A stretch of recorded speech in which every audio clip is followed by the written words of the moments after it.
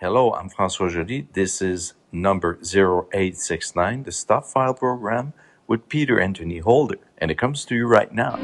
The following program is brought to you in living color. Now, it's time for an eclectic mix of interviews and some of the oddest news stories you'll ever hear. It's the Stuff File program with Peter Anthony Holder.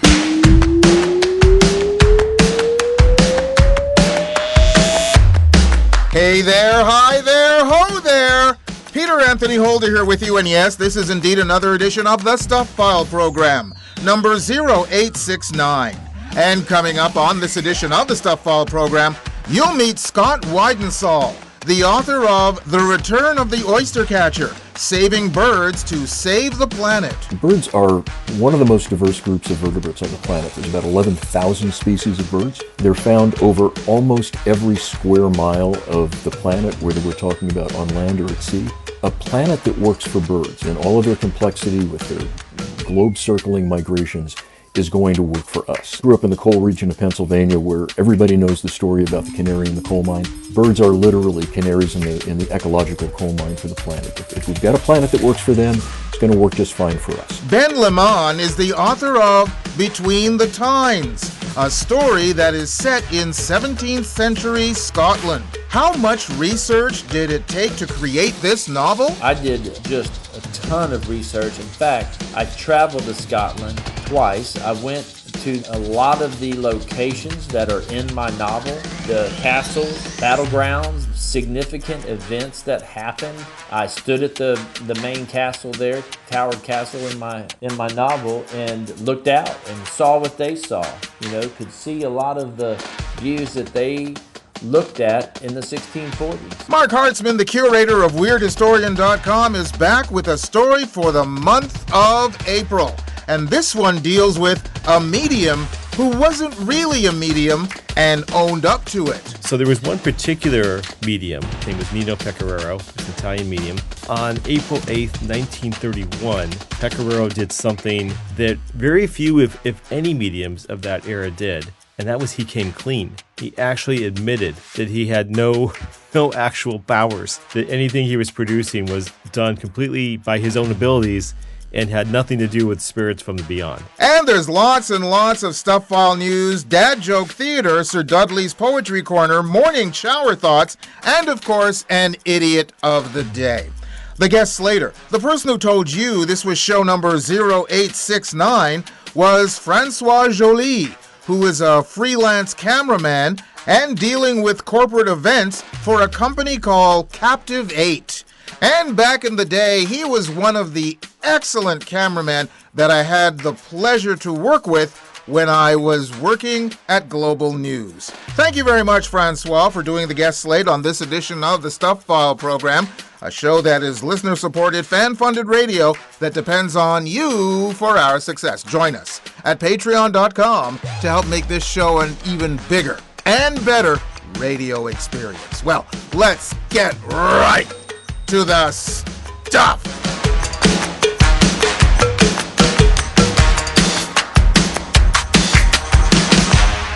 NASA's Artemis II moon mission is now back on terra firma. The mission was full of triumphs, but you may remember one that took place on April the 6th.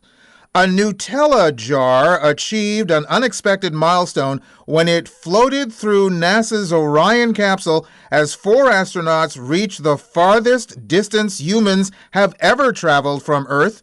Talk about Nutella and go. Nutella and go. Dip into yum. The crew hit 252,752 miles during their lunar loop, with the chocolate hazelnut spread appearing in mission footage just 4 minutes before the record was set. The moment quickly went viral on social media, with viewers noting Nutella had traveled further into space than anyone currently on Earth. Some called it the ultimate space ad and the greatest product placement in history. NASA Press Secretary Bethany Stevens clarified the appearance was not intentional marketing, stating NASA doesn't select crew meals through brand partnerships. Nutella responded on social media saying it was honored to have traveled further than any spread in history. Boy, I'm sure the people at Tang must be pissed. Nutella, always better together. Tourists Anthony Buell and Marc Chadwick were arrested on April the 4th after driving through Central Florida with a dead alligator strapped to the roof of their car. See you later, alligator. Witnesses first spotted the vehicle near Walt Disney World Resort outside Orlando. Police license plate readers tracked the car as it moved through multiple locations. The suspects covered the reptile with a white sheet after being warned by multiple parties that possession of an alligator is illegal in the state of Florida. Fish and Wildlife Conservation Commission officers pulled them over in Melbourne at around 7 p.m. Both men admitted to taking the roadkill alligator to have it taxidermied, despite warnings. They were charged with illegal killing, possessing, or capturing alligators and posted $5,000 bond each. Chadwick is a New York architect, while Buell is described as a world traveler and son of a philanthropist. So I guess they're both making bail. Okay, they said they found the dead alligator as roadkill, yet they're charged with illegal killing. Now, it's quite possible they're lying, but if they're not, how does one get a dead alligator to a taxidermy legally? And finally, in this section of Stuff File News, before we get to our first guest here in this edition of the Stuff File program with me, Peter Anthony Holder, and still with reptiles, India's Border Security Force is exploring an unusual approach to protect its Bangladesh border by deploying crocodiles and snakes in rivers. The plan targets approximately 110 miles of marshy terrain where traditional fencing proves impractical due to flooding and shifting waterways. Authorities have requested feasibility assessments from field units in March communications. The biology barrier concept aims to address security gaps along the 530-mile unfenced border section representing 20% of India's total boundary. Wildlife experts warn of ecological disruption and safety risks to local communities from introducing predators into open waterways. The proposal supports Prime Minister Narendra Modi's immigration crackdown, complementing existing surveillance technology including drones and infrared cameras. Wow, has the Trump administration heard about this? So long. That's all. Goodbye. And let's get to our first guest here on this edition of the Stuff File program, shall we? Scott Weidensaul is a leading voice on birds, biodiversity, and conservation. He has a new book out called The Return of the Oystercatcher, Saving Birds to Save the Planet. He joins us from New Hampshire via riverside.com. Hi, Scott. Hi, how you doing?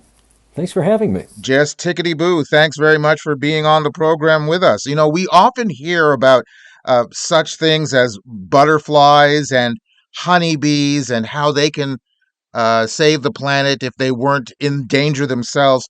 Where do the birds play in all of this?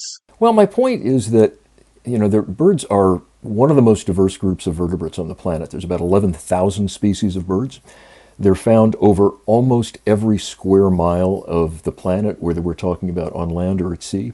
And so a planet that works for birds in all of their complexity with their globe-circling migrations is going to work for us. I mean, I grew up in the coal region of Pennsylvania where everybody knows the story about the canary in the coal mine.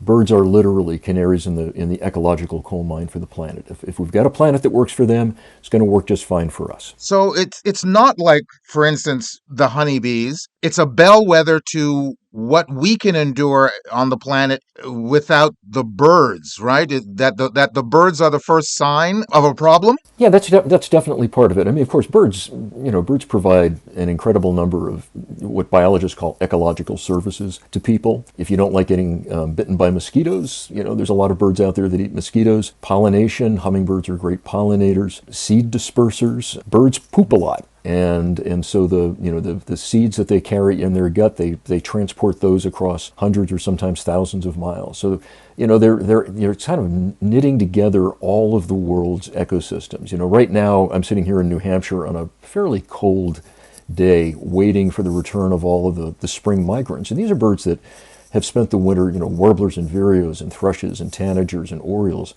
that have spent the winter in tropical forests thousands and thousands of miles away, anywhere from the Caribbean and Central America all the way down to the southern tip of South America. And so these birds are knitting together entire hemispheres around this globe as they're migrating back and forth. And so they're carrying not just their song and their color and the life back to these northern forests, but in many respects they're actually literally bringing life back to these forests, keeping these forests, keeping our fields, keeping our farms in balance. Well, on the topic of bird migration, has migration patterns changed? Oh, absolutely. There's no question about that. We've seen particularly as the seasons have changed, the timing of the seasons has changed. I mean, here in the Northern Hemisphere, I think most people recognize that, over the last 30 or 40 years, spring is coming earlier and earlier every year as the climate warms. And so that has had a real impact on birds and bird migration. The birds are slow to catch up because the timing of their migration is basically baked into their genes. A black-throated green warbler, like the ones that breed in the backyard here and in the woods around our house in New Hampshire, they spend the winter in Mesoamerica, and they have no idea whether it's an unusually cold late winter or an unusually warm early spring up here in the north. And so they're coming back north basically on the same schedule that they have for thousands and thousands of generations.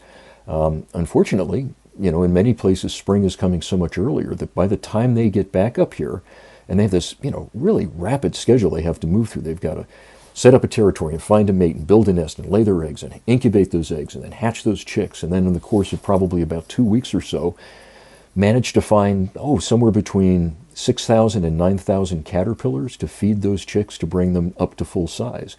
And they have a very limited time to do that. And so they have traditionally timed their migration so that they arrive back on the breeding grounds so that their chicks are at their hungriest during the period when that insect food, because almost all birds, regardless of what they eat as adults, feed their chicks insects, when all that insect food is at its most abundant. But as the climate changes, as the timing of the seasons change, the timing of that insect abundance changes.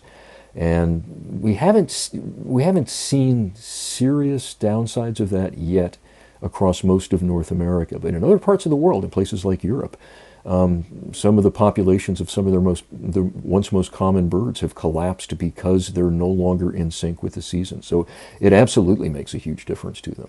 And that may be one reason why we've seen global declines and what seem to be accelerating declines in the populations of many birds. That's one of the reasons I wrote this book, is because we've seen these significant declines in bird populations all around the world, but we've also seen ways in which humans can make a difference and turn those declines around and restore bird populations that once had been falling.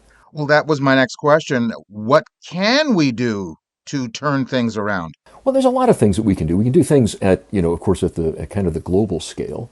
There's a lot of things we can do at the individual scale. Real simple thing, if you have a cat, keep it inside, because cats kill an awful lot of birds, somewhere between 2 and 4 billion with a B birds in North America every year. Sometimes the techniques that people have developed to save birds in one place turn out to have, really widespread implications for around the world. For example, one of the stories I tell in the book is about the restoration of Atlantic puffins on the coast of Maine. And everybody loves puffins. I mean, they're just super cute birds. But the Atlantic puffins on the coast of Maine were driven to extinction in the late 19th century. Egg collectors drove them to extinction. Hunters drove them to extinction. And in the 1970s, a young National Audubon Society biologist, a guy named Steve Kress, discovered that there had once been a puffin colony on a tiny little island called Eastern Egg Rock that he knew pretty well off the mid-coast of Maine. And he decided he was going to try to restore this puffin colony. Now, nobody had ever done this before, and it was a really long, arduous process of trial and error and a lot of failure. But with time, he figured out how he could bring baby puffins down from big healthy puffin colonies in Canada, bring them out to Eastern Egg Rock, place them in artificial burrows, feed them, raise them up until they were old enough to take care of themselves, and then hoping that they would come back to that island. But puffins are colonial nesters. They like to breed in big colonies. And there was no colony on Eastern Egg Rock because it had been gone. And so we finally got the idea, well, maybe if we use decoys.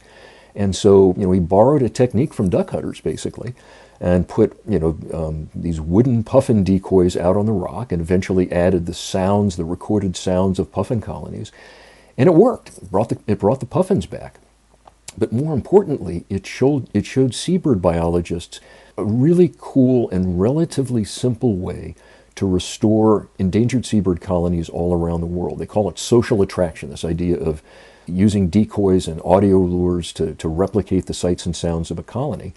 And that technique has literally spread all over the world. There's now, I think the last time I checked, more than almost 140 species of endangered seabirds in hundreds and hundreds of projects around the world, using the techniques that Steve Kress and his colleagues at Project Puffin developed more than 50 years ago on the coast of Maine to restore this one species of seabird to this one tiny island.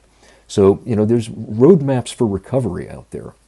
All we have to do is follow them. Migration doesn't know any borders. And I'm just wondering, when it comes to a global environment program of any kind, I mean, right now, countries can't seem to work together.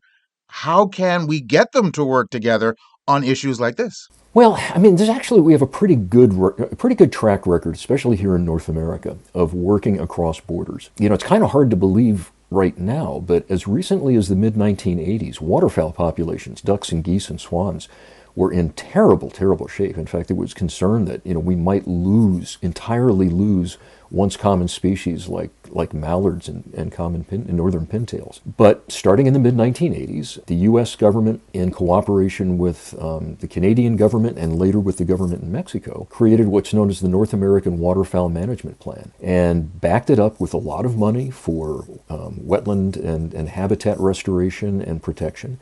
And it's been a phenomenal success. Waterfowl populations, that's one group of birds that has done much, much better over the last 50 years than many other groups of birds.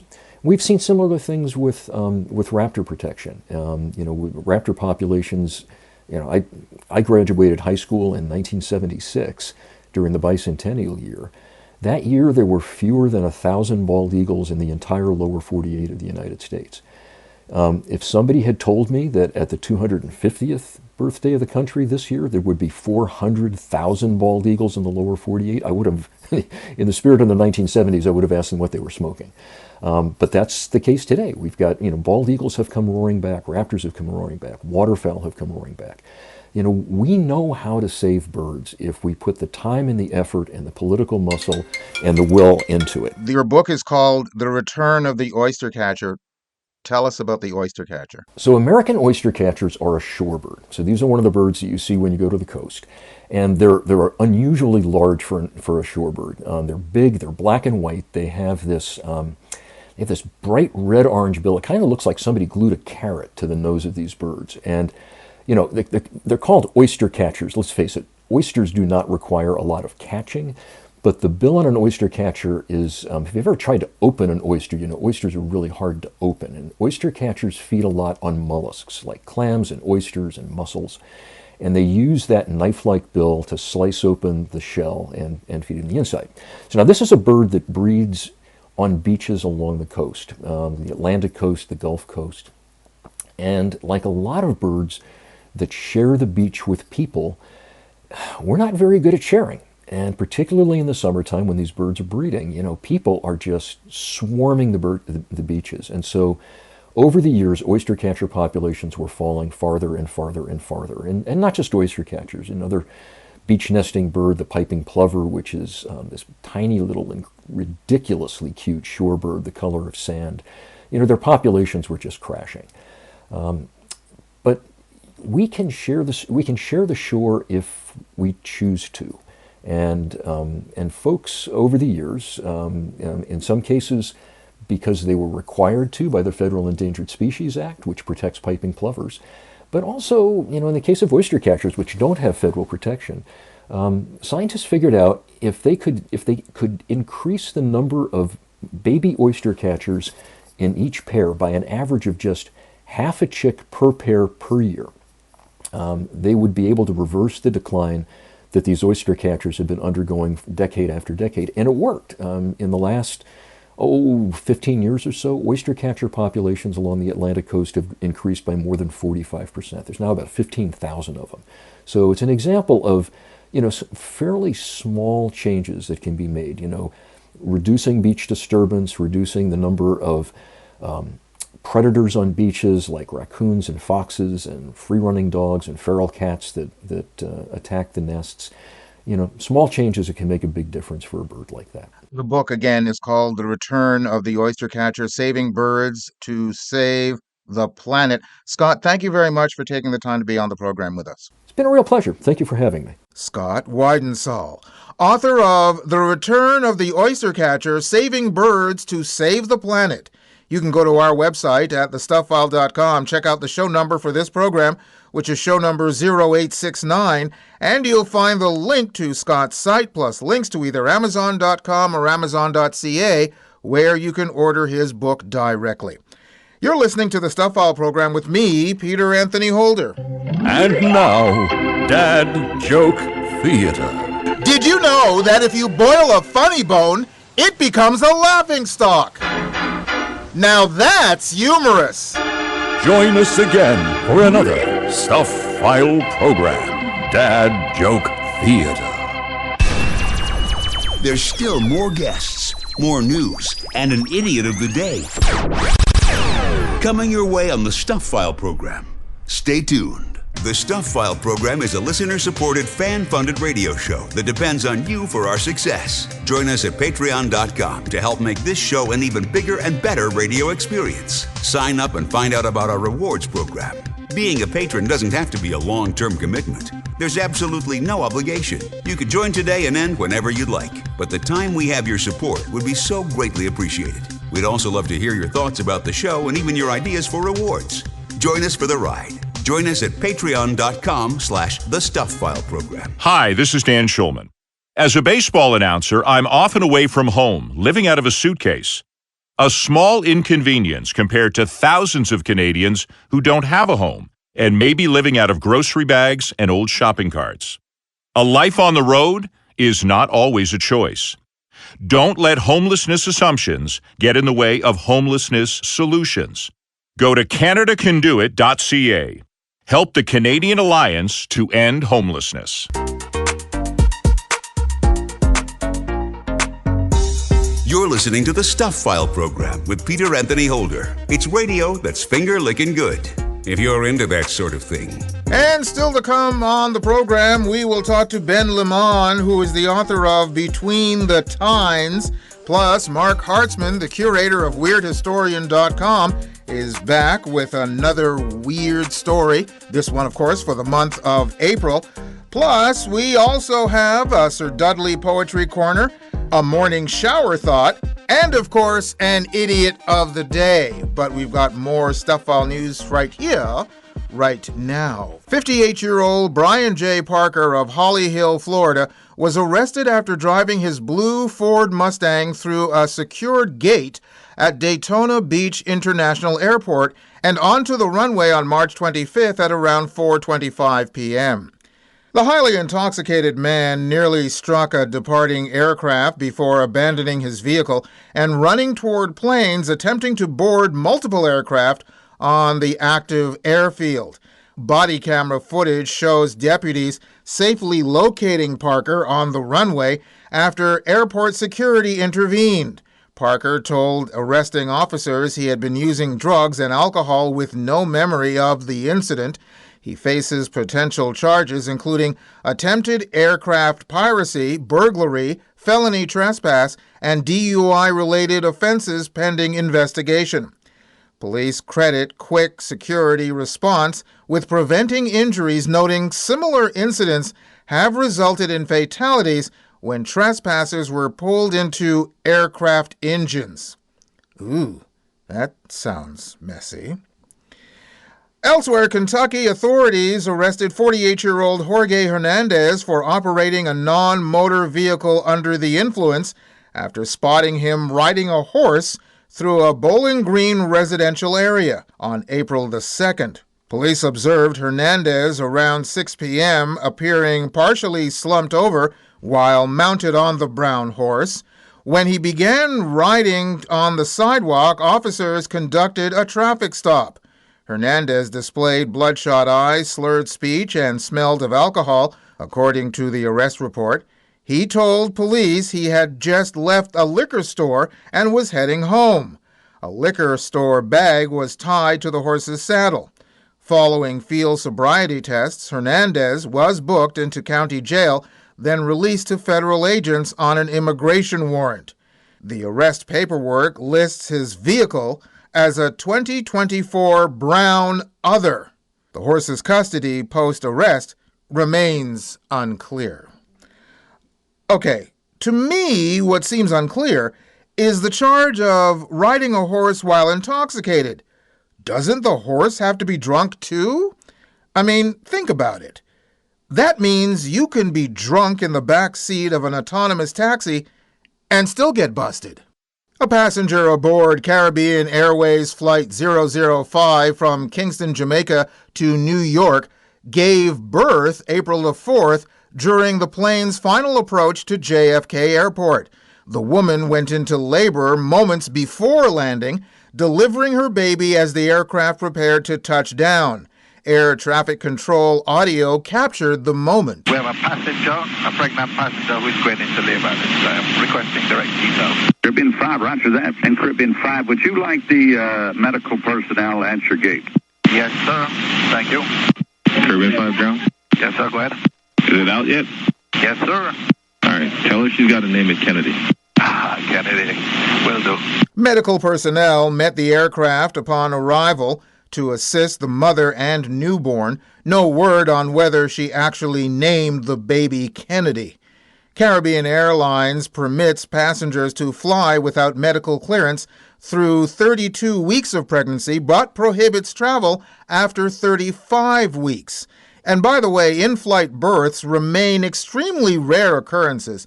A 2020 National Library of Medicine study documented only 74 births born on 73 commercial flights worldwide between 1929 and 2018. Gee, I'm wondering if they charged the mother in this particular case with an extra seat. And finally, in this section of Stuff File News, before we get to our next guest here in this edition of the Stuff File program with me, Peter Anthony Holder, in Colorado, 4 of 7 law enforcement officers at Castilla County Sheriff's Office are facing criminal indictments, including assault and my favorite charge, abuse of corpse. Sheriff Danny Sanchez and former Deputy Keith Schultz each received 4 counts of official misconduct and 1 count of abuse of corpse related to mishandling unidentified human remains. According to court documents, the sheriff's office collected remains in a paper grocery bag left unsecured, losing teeth and other evidence. Deputy Schultz waited 2 months to file a report, admitting he left bones in a bag on his desk.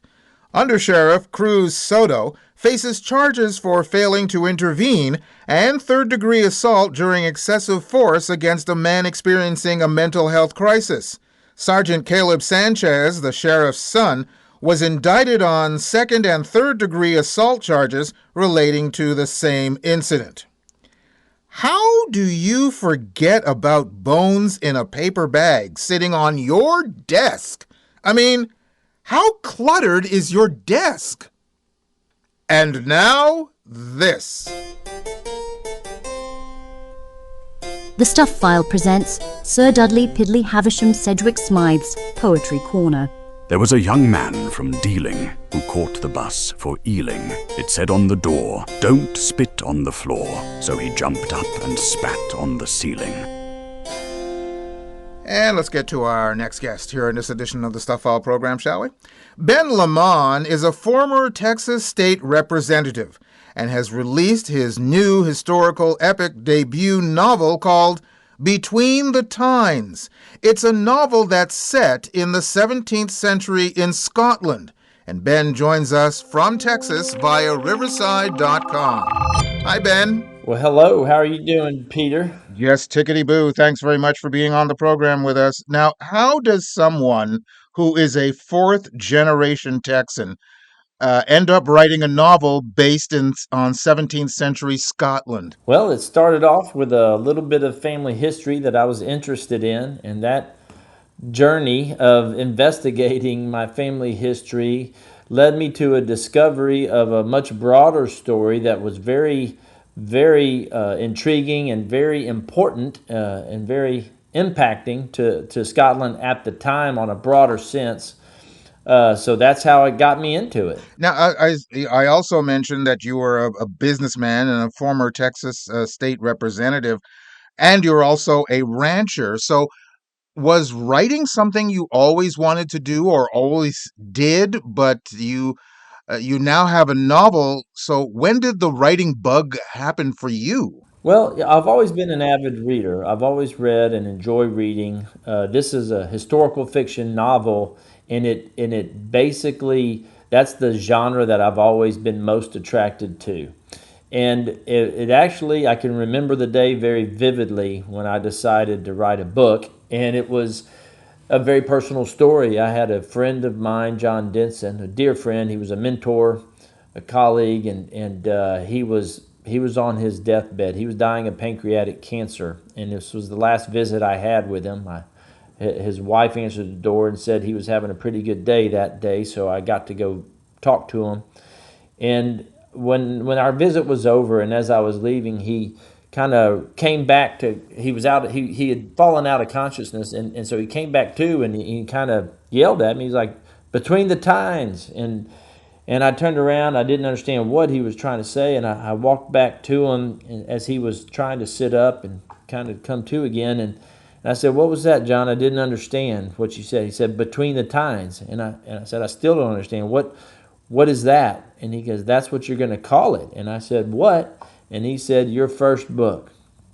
And as fast as he came back to consciousness, he tired out and went unconscious again, and stayed asleep for a good while. And so I left, never having another conversation with him about it. And that's the day I committed to writing a novel. And here we are 13 years later. I found the right time and subject when I started this one and completed it. So what does the title mean to you? Between the Tynes, it has two components to it. The first one is within the story. As the reader goes through the story, it becomes relevant to the story itself. But beyond that, it is obviously, as I mentioned in that story I just told you about my friend, it was the title of the novel he spoke to me the last time I saw him. So I honored that title and made sure I wove that into the story in a meaningful way. Did you ever find out, or did you ever consider what the meaning of the title was to your now late friend? No, as I mentioned, that was the last conversation we had on it, and it was a very short conversation. And so it was entirely up to me. And to me, what the title means, it has several meanings within the story, but one is,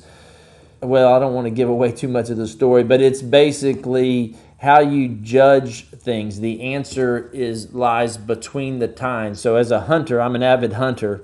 I go elk hunting up in the mountains and love doing that. There's a story in each one of those animals that's told between the Tynes. You can tell those elk how they fight with each other, if they've been the victor or on the losing end several times. You can usually tell what's going on with that story. So Between the Tynes certainly has a lot more to it from that perspective. Okay, so your friend said, this is the title of your book. So had you ever discussed previous to that the idea of you writing a book? Not with him. And at the time, I was an entrepreneur. I had started a company back in 1997, co-founded it, grew it, had over 100 employees. We traveled all over the world. Initially, when he said that, I was really thinking it would be some sort of leadership lessons book because of that journey, and then also in my public service, as a county judge, and then later as a state representative, that was competing with this idea that I came up with when I started researching my family history, which was shortly after that. So I had some competing ideas, and eventually it certainly turned entirely towards this historical fiction. So I know you don't want to give away the complete story, but can you tell us a little bit about what the story is about, rather, in Between the Tines? Yeah, sure. So as you mentioned, Highland Clan, Lamont is the clan name there in southwest Scotland along the coast. And it focuses on the main character Aaron's journey as his evolution of thought regarding their way of life there in Scotland takes place. And so it's through his experiences, his battles and the peacetime and love that he falls into love, and how their economic opportunities affect both their lives and the citizens, the commoners there in the area. And then at the time, there's the broader story as the background, the War of Three Kingdoms. It's just a background in this story, but it's there and it's real in history, and how it made this a very difficult time for Scotland's history, where loyalty was a question that you just could not count on there for claims to be loyal to each other that were long-term allies. And so it led for a lot of deception. And so you have hope and hopelessness and all these things that are piling on through his experiences during this time that lead him to a crossroads. And the crossroads that he comes to is, do I stay here and defend the honor of our clan and try to hang on to our way of life here, or do I set sail across the ocean and put a hook into this new land, the colonies at the time that were really just getting going in the 1640s? So that's what this journey is about, and it's a fascinating story. It's a fast-paced story. There's a lot to it, and it takes the reader on quite a journey. In writing this book, I'm sure you did a lot of research for it. Did it bring you closer together with your Scottish ancestry? Oh, you bet. I did just a ton of research. In fact, I traveled to Scotland twice. I went to a lot of the locations that are in my novel, the castles, the battlegrounds, the significant events that happened. I stood at the main castle there, Towered Castle in my novel, and looked out and saw what they saw. Could see a lot of the views that they looked at in the 1640s. So absolutely, it brought me closer. I went to museums, learned a lot more about the history of Clan Lamont and how their story unfolded. Speaking of crossroads, you have done so much. As I mentioned, businessman, rancher, but you were, as I said, a former state representative. You only served between May of 2018 and January of 2023, and you were relatively a young man. Why? What was your crossroads? Why did you decide not to run any further? No, that's a good question. So, I have my wife and 4 kids. I'm blessed with a beautiful, wonderful family, and I cherish that. And so I did my business for 16 years. Then I had a non-compete as well when I sold it to a public company. And then I turned my sight towards public service. I never intended to stay in public service as a career. I do believe people need to participate in our government and our way of life, and everybody should participate, and that's in many different ways. And at the time, I was able to participate as an elected official, and so I did so. And then after 10 years, my kids were getting older, and I wanted to transition again into a different path in my life, a different direction. And so I decided not to run again. I announced I would not seek re-election, focus more on my family, and actually figuring out our next move as a family business. So now I'm in business again, We own a metal fabrication business. My kids want to get involved in it, and I hope to build this as a family business. Congratulations on the business and congratulations on your debut novel. It's called Between the Tines. Ben, thank you very much for taking the time to be on the program with us. Yeah, no problem. Thank you. I appreciate the opportunity.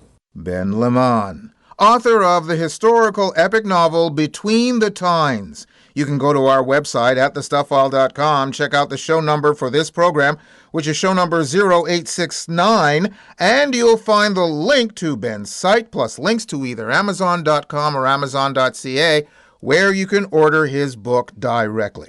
You're listening to the Stuff File program with me, Peter Anthony Holder.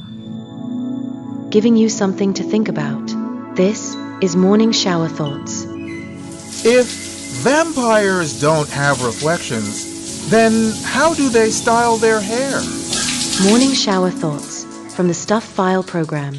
Got something for the mailbag? Drop Peter a line. He'd love to hear from you. Send your email to mailbag@thestufffile.com. And remember, stuff is spelled S-T-U-P-H. That's mailbag@thestufffile.com. Or catch up with him on Twitter or Facebook. There's more Stuff File coming your way in just a few moments. The Serial Killer's Son Takes a Wife by Michael Liebling is not like any serial killer novel you've ever read before. Go ahead. I dare you to figure it out before the chilling end. Find out what it's like to be the offspring of a multiple murderer. Locked in a room or locked in your mind, it's really all the same. The Serial Killer's Son Takes a Wife by Michael Liebling. Available everywhere you buy books. Coming to you from Canada, a place where fighting is frowned upon, unless it's on an ice rink. This is the Stuff File program with Peter Anthony Holder.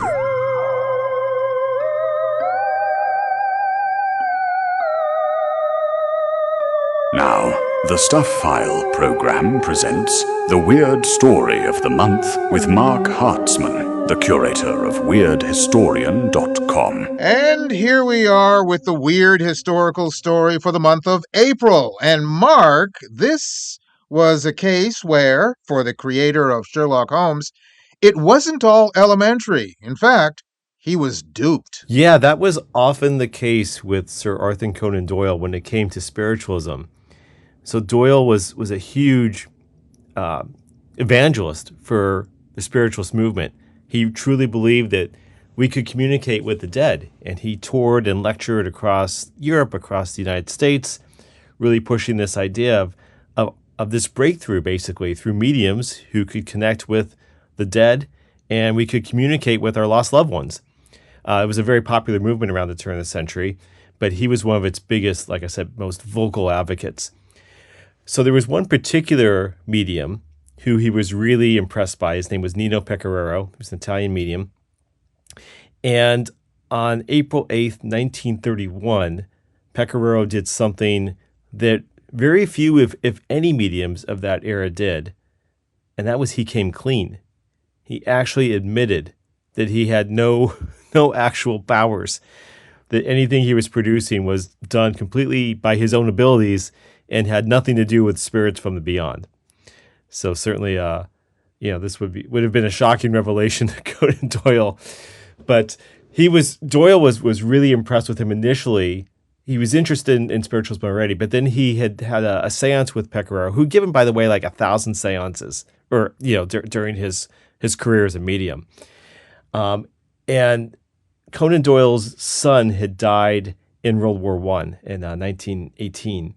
And so Pecoraro was able to, during a seance, reproduce what looked like a message that matched the handwriting of Doyle's son. And it was so convincing that he thought, oh my God, this is really it. You're the real thing. This looks exactly like my son. This must be him. He's coming through you. So he thought this was a completely legitimate medium. And so, of course, he touted him quite a bit. Pecoraro actually attempted to win a $2,500 prize in 1924 that was offered by Scientific American, which was, a very respected magazine, right? And they were in search of a genuine medium. And they had this panel of experts that was including its leading editor, J. Malcolm Bird, Dr. William McDougall of Harvard, a psychical researcher named Harewood Carrington, and Houdini, plus a few others. But, Houdini was on that panel. And these guys were looking for a genuine medium. And if they found one that they all agreed their powers were legit, they'd get this $2,500 prize. So Nino Pecoraro tried to get this prize. He tried to show his powers. They weren't fooled, especially Houdini, who was constantly exposing fraudulent mediums. So he said, no, this guy's not legit. And what Pecoraro would generally do is he would have someone would tie him up. So they'd have his hands bound. He'd have like leather mittens on, his wrist bound, his legs tied together. And then he'd be in a spare cabinet with a curtain closed, and all sorts of things would happen in that cabinet. Well, he was supposedly completely bound up because members of the audience had tied them themselves, right? So it seemed legitimate as they started hearing different kinds of voices, and a spectral hand might come out through the curtain. The handwriting messages would come out, as we heard with Conan Doyle. So all these different kind of phenomena would come, emanating through this spared cabinet. And then when the curtain was open, you would see that he was still bound. Amazing, right? So certainly the dead must have been helping him in some way to produce these different effects. But of course, he was just able to escape from these bindings and then basically put himself back in them before the curtain opened to make that effect complete.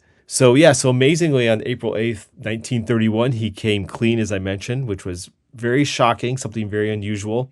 He came clean to a magician named Joseph Dunninger, who, like Houdini, actually worked with Houdini at times, was always out there trying to expose mediums. In fact, Dunninger worked for a magazine called Science and Invention, and he would expose things in that magazine. So he was always doing this. He was offering prizes as well, prize money for someone who could prove themselves legitimate. And so he brought this confession to Dunninger, and basically he held a press conference, and they said, hey, everything I'm doing is not real. In fact, he wrote this letter. I'll just read a little bit of this because it's pretty interesting here. He says, I, Nino Pecoraro, previously known as a spirit medium for the past 11 years. Again, this was 1931.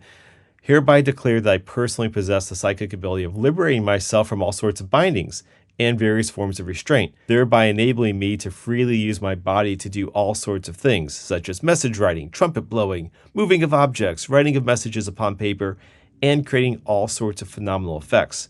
I hereby state that I have, in the past, as in the present, been able to do these things personally and absolutely unassisted, and thereby state that as much as I do these things myself and am strictly conscious thereof, I have never been aided by any spirits nor any spiritualistic force whatsoever. And at the end, he kind of reemphasizes that I personally produced everything that was ever seen. Everything's all caps, by the way. That's why I'm emphasizing. That was ever seen by any investigators without any spiritualistic aid whatsoever. So there you have it, a signed confession. Do we know why he confessed? Yeah, I think that he saw that the business was starting to drain. And he said it, well, this is a quote from him. He said, I'm sick and tired of giving seances and having others reap the profits. When the ghosts appear at my seances, they are me and in the flesh. So I think he was finding that it wasn't as lucrative maybe as it once had been, and maybe a little bit of feeling some guilt for what he was doing as well. He stopped and he decided after that he was going to seek work as a portrait painter or a cement salesman where he could make an honest living. And those kind of two interesting choices there. But he decided he wanted to make an honest living among the living. You mentioned that he attempted to win that $2,500 prize offered by Scientific American in 1924.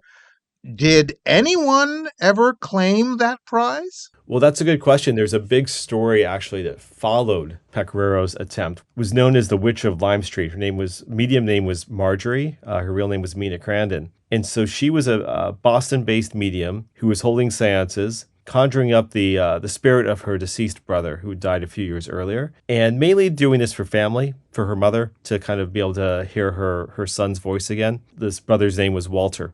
So the ghost of Walter was showing up at these seances. Some of the spiritualist investigators got word of this and started coming to her seances and were very impressed by the effects that she was producing, between the voices and things moving and ectoplasm, all the stuff that you get a good seance, right? These were happening. And so the Scientific American panel went to go visit her, and they were very impressed. They went to numerous seances, and they were ready to give her the award. They were all set. The only one who hadn't seen her was Houdini. Because, Houdini was a busy guy, right? He was doing a lot of, he had his shows aside from debunking spiritualist mediums. So he hadn't had a chance to go up there. And when he heard that they were going to give her the prize, he said, no, you have to stop that right now.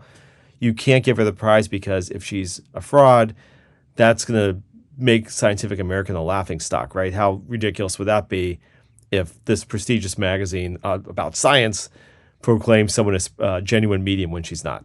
So Houdini prepares himself and he goes up to visit Marjorie at a seance, and he starts detecting things that she's doing fairly quickly. And so, of course, he's not convinced, and he tells Scientific American, no, she's not the real deal. We can't give her the prize. And there's some controversy that goes into that with some of the things that were happening, whether Houdini was setting some things up to make her look more guilty, or if she was doing things that Houdini claimed to produce her effects. And so there's some interesting controversy there. But she was a particular medium that was going head to head with Houdini and doing a fairly good job at it. I mean, it took him a bit to be convinced or to figure out exactly what she was doing, which is unusual for Houdini. He usually could spot things instantly, improve people. But I think she gave him a bit of a run for his money, but he was not convinced. So that was the closest. Okay, so let's go back to the original tag that I said, and then that's talking about the creator of Sherlock Holmes, Sir Arthur Conan Doyle. When did Pecoraro approach him and try to talk to his son? That was early 1920s, I think, when that first happened. So then Harry Houdini was still alive at that time? Oh, yeah. Yeah, because Houdini and Doyle also butted heads over spiritualism.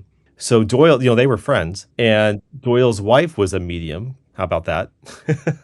So and Doyle was convinced that Houdini had powers because of the effects he was producing on stage. And Houdini said, I can assure you, I'm not using real magic. There's not real spirits helping me. I know exactly what I'm doing to create these effects. So Doyle invites Houdini to a seance one evening that his wife is conducting. And she supposedly writes down, I think, about 15 pages of a message from Houdini's mother who had passed away. And Houdini was very close to his mother. And Houdini looks at the message, and it's all in English. And Houdini says, this is not my mother's message. This did not come from her. She never spoke English.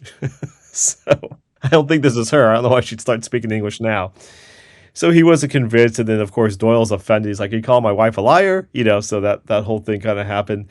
And that put a bit of a strain on their relationship. Despite everything Houdini was telling Doyle, Doyle continued to believe it. And even after Houdini basically said, no, I don't believe in Marjorie as a real medium, he continued to promote her. After Houdini passed away, he was still promoting Marjorie as a legitimate medium. He was the most prominent, most vocal person, I would say, in the spiritualist movement for advocating for its legitimacy. And yet he wrote such interesting books. What a dichotomy. Yeah.